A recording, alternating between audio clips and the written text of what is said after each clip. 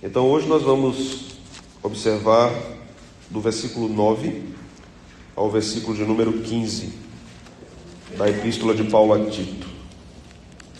Esta é a última parte da Epístola e nós iremos concluí-la. Tito 3, do versículo 9 ao versículo 15.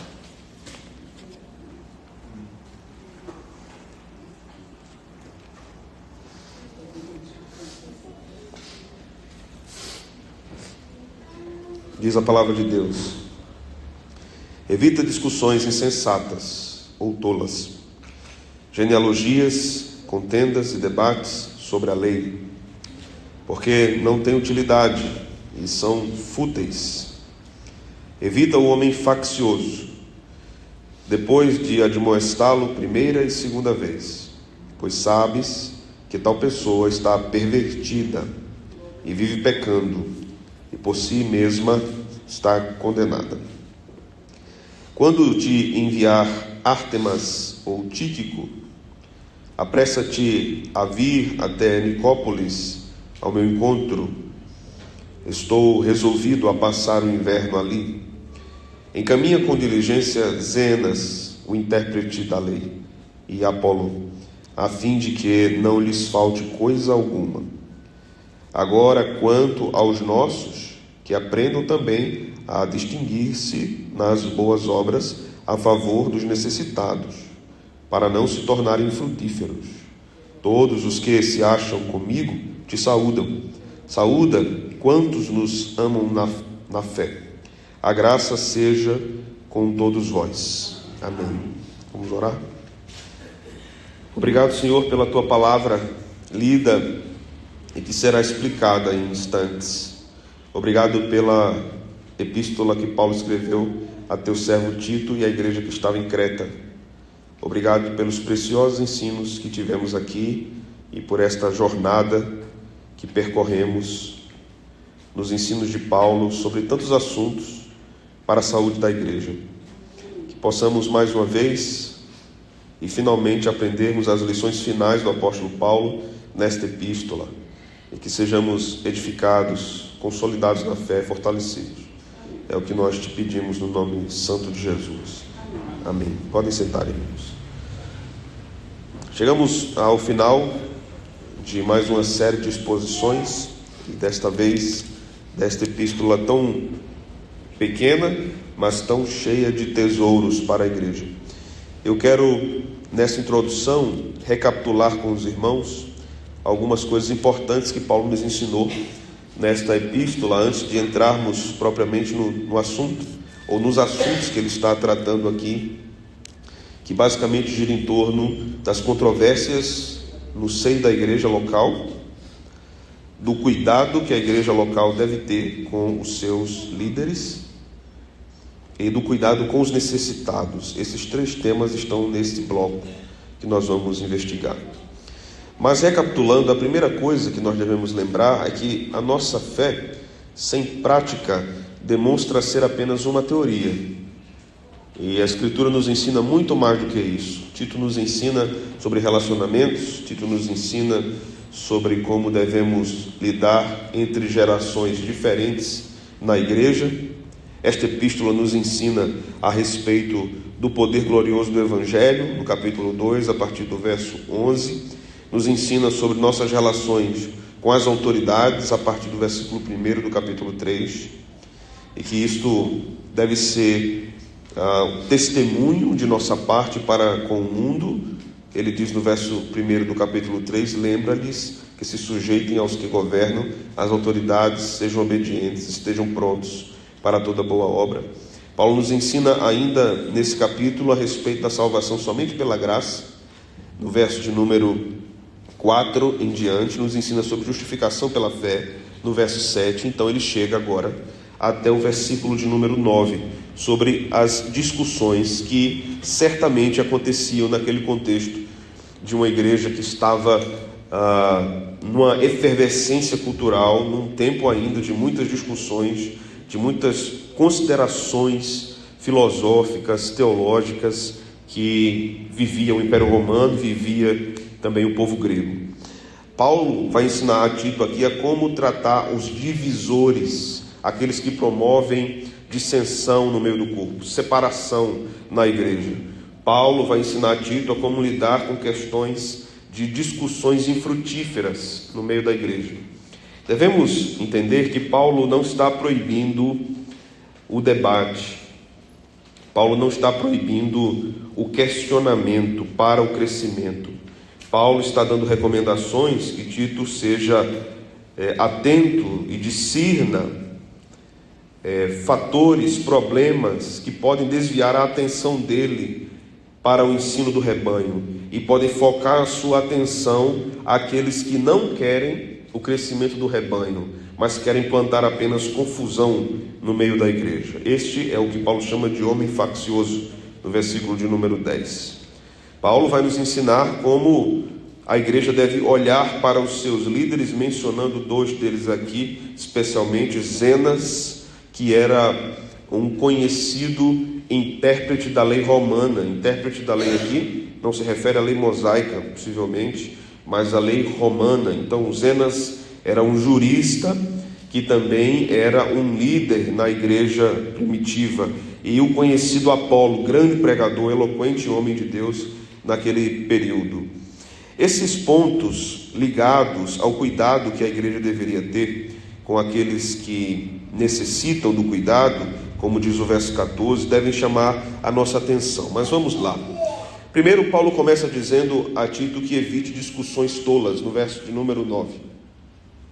Evita discussões insensatas ou tolas, genealogias, contendas, debates sobre a lei, porque não têm utilidade e são fúteis. Aqui nós devemos entender que Paulo está falando de discussões infrutíferas.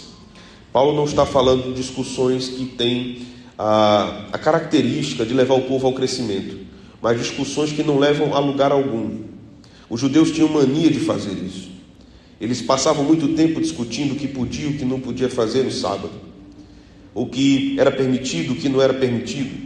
Então a igreja não podia se embaraçar com essas coisas, em entrar em discussões que não levam à edificação.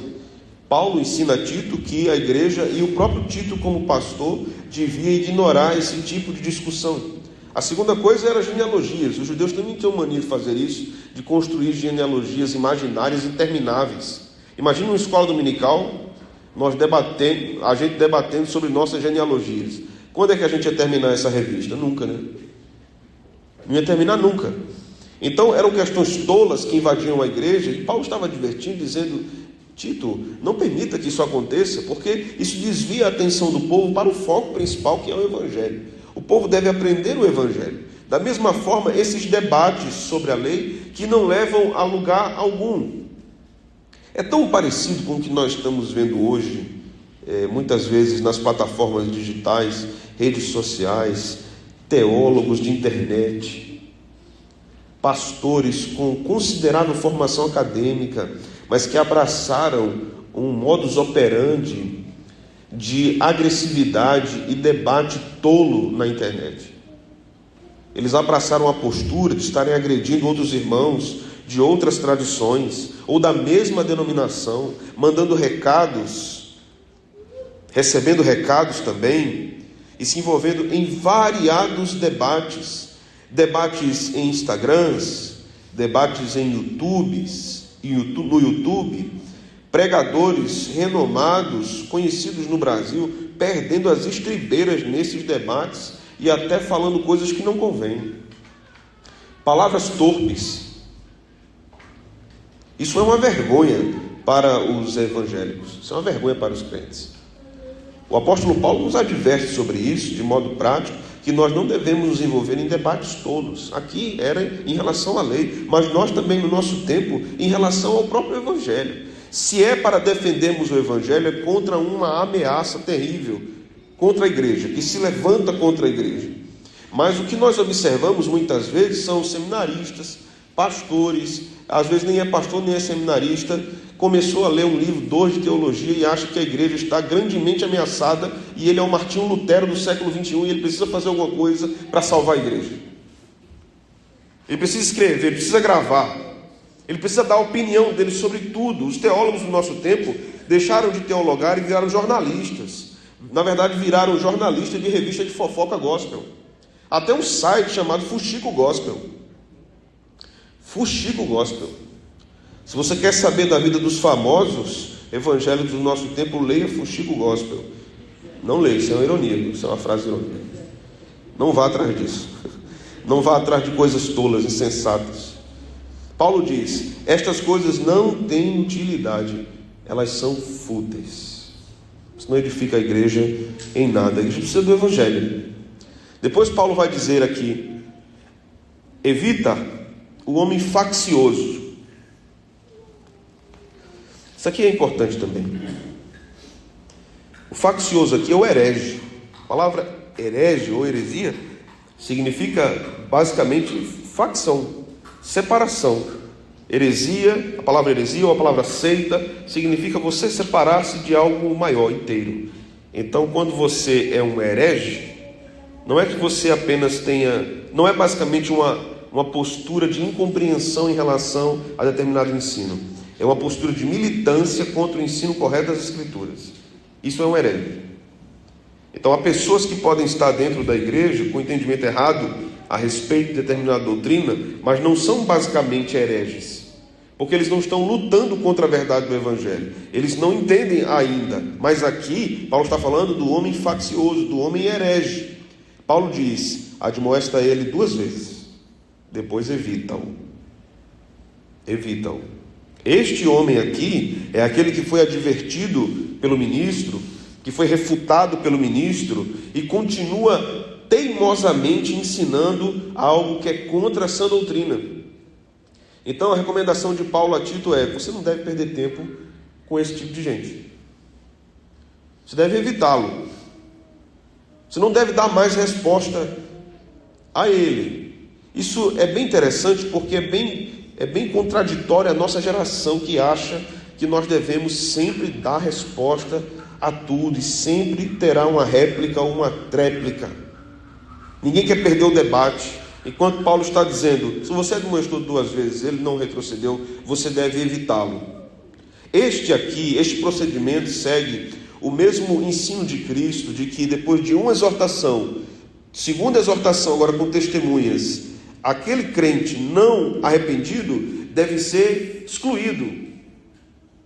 Ele deve ser excomungado da igreja, porque ele não reconheceu o seu pecado e ele não retrocedeu. Então ele está sendo evitado.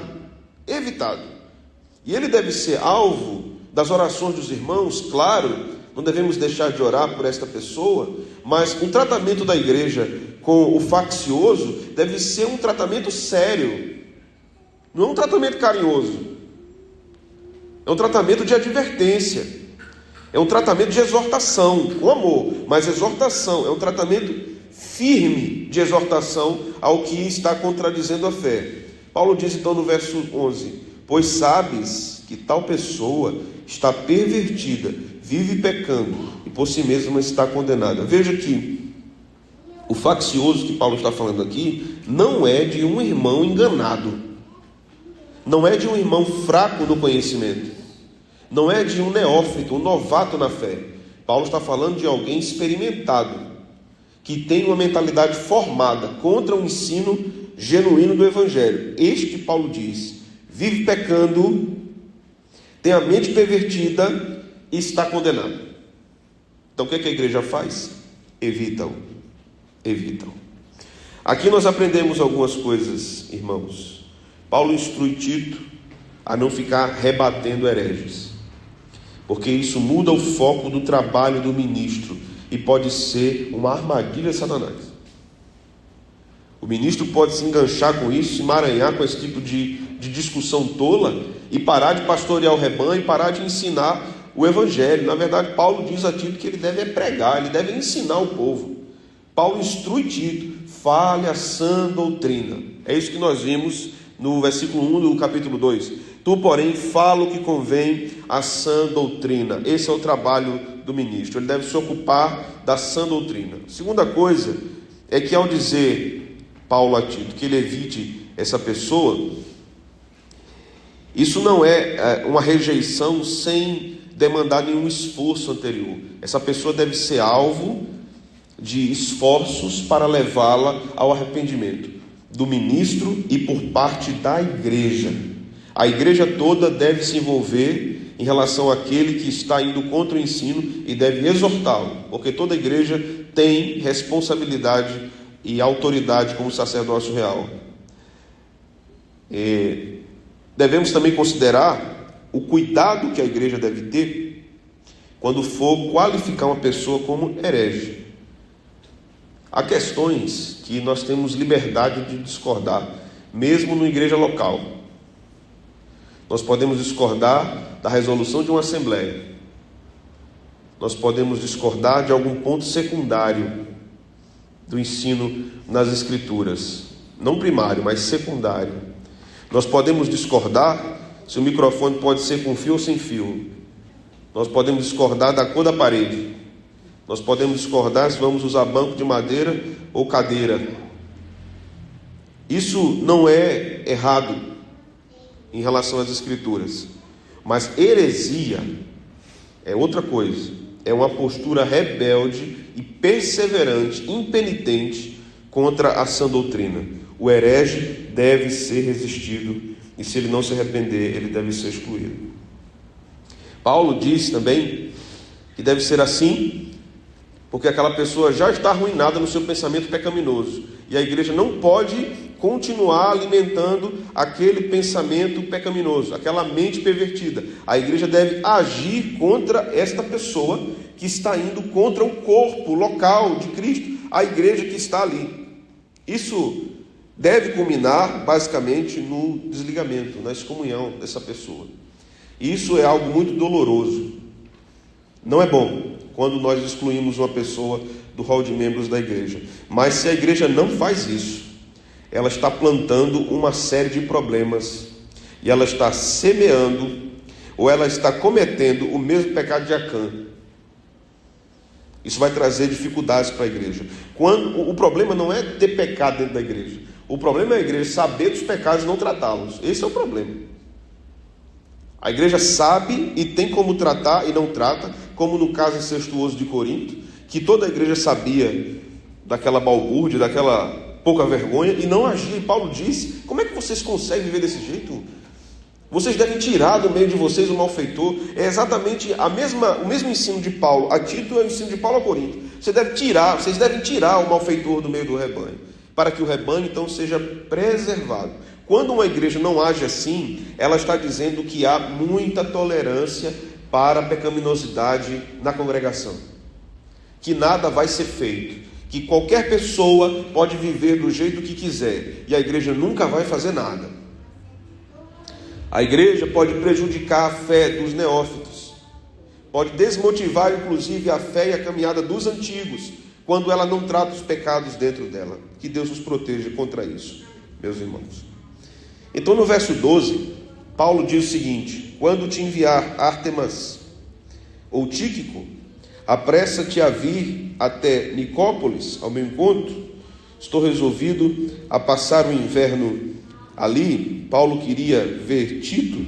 Paulo tinha uma relação muito boa com Tito, era um filho na fé para ele. Então no verso 13, que é o que chama aqui nossa atenção para a nossa instrução, Paulo diz: encaminha com diligência Zenas, o intérprete da lei, e Apolo, a fim de que não lhes falte coisa alguma. Veja que coisa Paulo diz aqui, né? Não deveria faltar coisa alguma para Zenas e para Apolo. Coisa alguma aqui tem a ver com as despesas de viagem desses irmãos. O que eles iam precisar para fazer o seu trabalho missionário de visitação às igrejas. Paulo está instruindo Tito aqui, a igreja de Creta, dizendo o seguinte: vocês devem sempre reconhecer aqueles que trabalham em favor da igreja. Reconhecê-los, inclusive, dando a eles condições financeiras para o trabalho. Isso aqui é um ensino paulino que está contido em vários lugares das epístolas de Paulo. Quando a igreja não observa isso, ela também está indo contra o ensino paulino a respeito da manutenção da própria comunhão da igreja. A igreja, mais do que uma questão financeira aqui, a igreja deve entender que ela deve cuidar dos seus líderes. Uma igreja que não cuida dos seus líderes é assassina.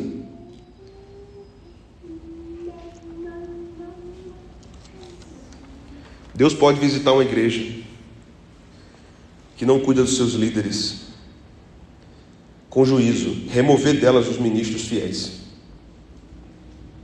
deixá-las sem a ministração fiel da palavra de Deus, privá-las do ensino profundo do Evangelho, como uma disciplina.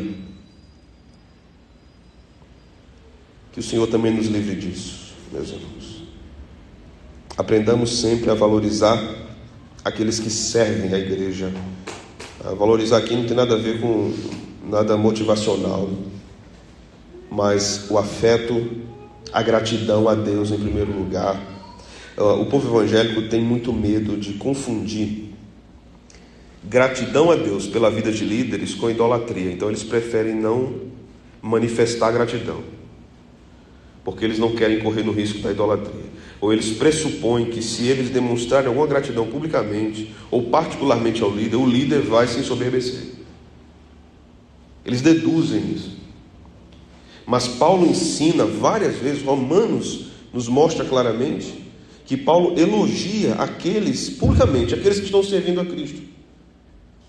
Aqueles que estão dedicando sua vida ao cuidado da igreja. É mandamento de Deus para a igreja: cuide dos ministros. É terrível também para o ministro que não cuida da igreja quando o Senhor o visita. Deus fala sobre isso em Ezequiel 34, dizendo que aqueles ministros não cuidaram da ovelha doente, não colocaram remédio, não ataram suas feridas. E eles prejudicaram muito o rebanho. Mas Deus também fala para as igrejas que da mesma forma devem cuidar dos seus ministros. Os ministros cuidam do povo, o povo cuida dos seus ministros. O povo de Deus deve ter cuidado, e muito cuidado, para não ser para os ministros fonte de dor, fonte de desgosto, fonte de tristeza. A igreja deve orar, porque se ela tem ministros fiéis, ela deve pedir ao Senhor que a livre de ser uma fonte de dor e de tristeza para os seus ministros. Isso é bíblico. Vamos lá para Hebreus capítulo 13.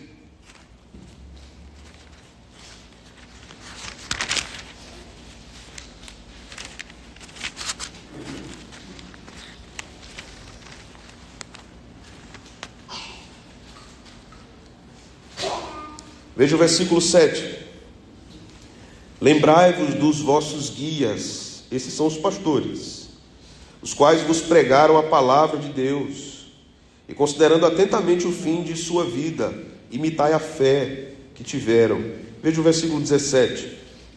Obedecei aos vossos guias, e sede submissos para com eles, pois velam por vossa alma, como quem deve prestar contas, para que façam isto com alegria e não gemendo, porque isso não aproveita a vós outros. Veja o que nos diz aqui o autor aos Hebreus: obedeçam aos vossos guias, sejam submissos à sua liderança, porque eles cuidam da alma de vocês, eles vão prestar conta por isso. Façam assim, para que eles pastoreiem o rebanho com alegria e não gemendo, porque se eles pastoreiam gemendo, há pouco proveito para o rebanho. Esse é o ensino da Escritura. Deus poderia dar muito mais à igreja se os ministros estivessem pastoreando com alegria. Mas se os ministros pastoreiam gemendo por causa da igreja, a igreja deixa de receber mais do Senhor pela forma que tem tratado os seus ministros. Nós vivemos num tempo tão difícil para a igreja evangélica entender isso, porque temos um tempo marcado pela exploração de muitos líderes. Eles exploram o rebanho, eles tiram a lã das ovelhas, eles enganam o povo, eles mentem, eles roubam, eles abusam da sua autoridade, eles são verdadeiros enganadores. Então isso faz com que até igrejas históricas, igrejas reformadas, tenham uma visão distorcida a respeito da sua relação com o ministro. A Bíblia nos ensina que os ministros são pais na fé, eles são designados por Deus para alimentar o povo, para cuidar do povo, para amar o povo, e o povo deve responder a isso. É claro que o ministro não deve condicionar, pastorear um rebanho ou outro rebanho, apenas se ele for amado pelo rebanho. A sua missão é amar o rebanho. Mas Deus requer do rebanho que a igreja, a congregação, ame os ministros. Mas não é apenas dizer, o Senhor é uma bênção. Não é apenas dizer, o sermão foi sensacional. É a prática. A prática. Ministros, via de regra, são homens solitários, irmãos. São homens solitários. Porque, via de regra, a maioria das igrejas estão mais interessadas no seu serviço do que na sua vida. Eu cansei de ver em muitas igrejas de amigos próximos que adoeceram, ministros que adoeceram e não conseguiam subir o púlpito para pregar durante alguns meses, e a igreja começou a mobilizar-se para demiti-lo e contratar outro pastor. Eu vi em muitos casos ministros adoecidos, internados à beira da morte, no leito de hospital, na pandemia, e a igreja não elegê-lo como pastor e exigir da sua esposa que saísse da casa pastoral imediatamente. Eu vi igrejas abandonando viúvas de pastores que serviram aquele rebanho por 30, 40 anos. E quando eles então foram chamados pelo Senhor, a igreja simplesmente abandonou aquela viúva.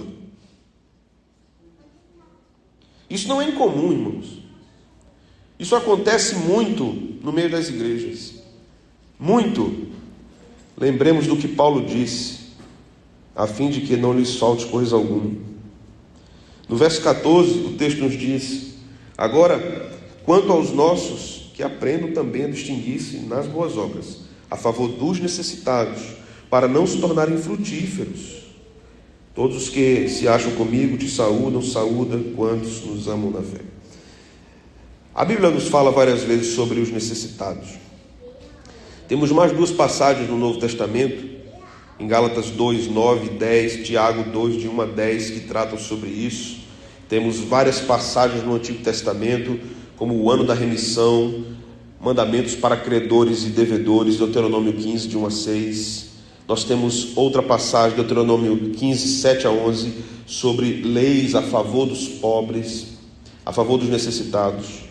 Temos em Levítico 19, 9, verso 10, 23 e 22, a lei da respigadura. São textos que nos ensinam muito sobre o que Deus quer que a igreja entenda sobre os necessitados. Em Levítico 19, 9 e 10, o texto diz o seguinte, a tradução da NVI: quando fizerem a colheita da sua terra, não colham até as extremidades da sua lavoura, nem ajuntem as espigas caídas de sua colheita. Não passem duas vezes pela sua vinha, nem apanhem as uvas que tiverem caído, deixem-nas para o necessitado e para o estrangeiro. Eu sou o Senhor, o Deus de vocês. Veja o que diz esse mandamento. Quando você passar pela lavoura, não volte. O que estiver lá, deixe lá, para que o necessitado estrangeiro participe disso. Em Levítico 23, 22, o texto diz: quando fizerem a colheita da sua terra, não colham até as extremidades da sua lavoura, nem ajuntem as espigas caídas da sua colheita. Deixem-nas para o necessitado e para o estrangeiro. Eu sou o Senhor, o Deus de vocês. Eu sou o Senhor, o Deus de vocês. Deus está dizendo assim: não sejam gananciosos, eu cuido de vocês. E cuido dos outros através da generosidade de vocês. Cuido dos outros através do que eu dei a vocês. Por isso que Jesus vai dizer: o pão nosso de cada dia dá-nos hoje. Porque quando Deus nos dá o pão, Ele dá ao pobre também. Embora nosso interesse aqui não seja trabalhar à luz das Escrituras, a teologia econômica que está nas Escrituras, a teologia a respeito do dinheiro, da finança, do pobre, a teologia a respeito do rico na Bíblia, nosso foco não é esse, mas nós podemos entender pelo que Paulo fala aqui: não sejamos infrutíferos. Não negligenciemos os necessitados, porque isso é desonrar a Deus. Então Paulo termina: a graça seja com todos vós. Amém. Deus nos salvou para sermos pessoas diferentes, regeneradas, renovadas. Isso não é uma questão simples. Isso promove uma mudança em tudo. na nossa vida. Então nós devemos nos perguntar, segundo o que Paulo está ensinando aqui, principalmente no final: somos generosos ou somos avarentos? Nos empenhamos em ajudar outras pessoas ou viramos as costas para as pessoas? Porque o que importa, na verdade, somos sempre nós mesmos e as nossas necessidades. Entendemos que a vida cristã é uma vida vivida para o outro, ou achamos que a vida cristã é uma vida puramente particular, é apenas entre mim e Deus?